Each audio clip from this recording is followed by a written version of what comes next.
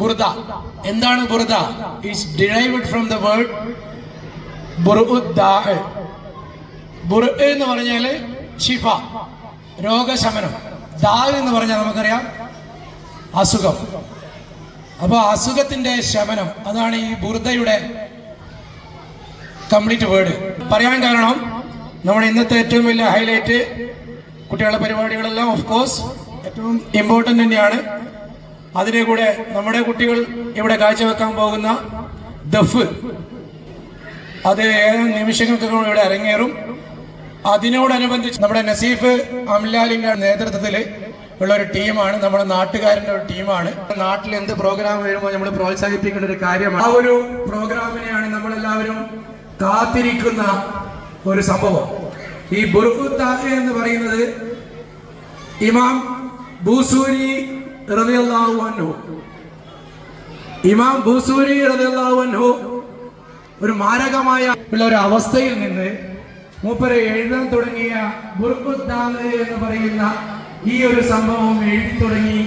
പ്രവാചകനെ കുറിച്ചുള്ള മദ്ഹുകൾ, ആ പ്രകീർത്തനങ്ങൾ, ആ ഹുബ്ബുൻ നബി, ആ മദീനയോടുള്ള പ്രണയം, ആ ഒരു അനിർവചനീയമായ സ്നേഹത്തിന്റെ ആ വരികൾ എഴുതി തീർന്നതോടുകൂടി അദ്ദേഹത്തിന്റെ അസുഖവും മാറിക്കഴിഞ്ഞു.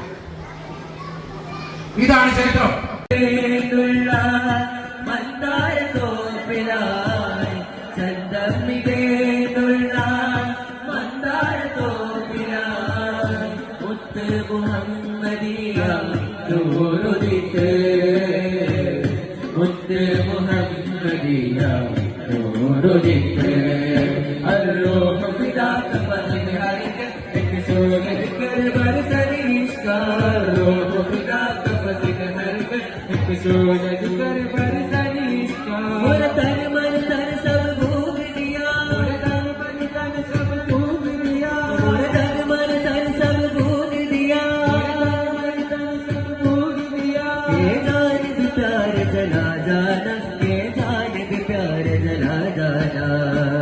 ഒരു വലിയ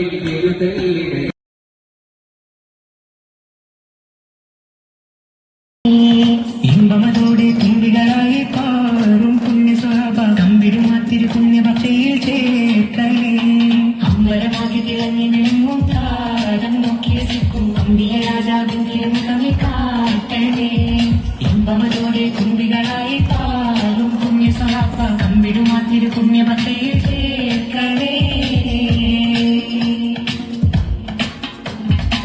തിരുബന്ധം കൊണ്ട് നടന്നാൽ എന്തൊരു ചന്തം സുബഹാനി, തിരുനബി ഗന്ധം കൊണ്ട് മരിച്ചാൽ എന്തൊരു ഭാഗ്യം റഹ്മാനി. അമ്പരമാകെ തിളങ്ങി വിളങ്ങും താരം നോക്കിയ സിക്കും അമ്പിയ രാജാവിൻ തിരുമുഖമെ കാട്ടലേ ഇമ്പമതോടെ തുമ്പികളായി പാറും പുണ്യ സ്വഭാവ കമ്പിടുമാത്തിരു പുണ്യ ഭക്തിയിൽ ചേർക്കലേ.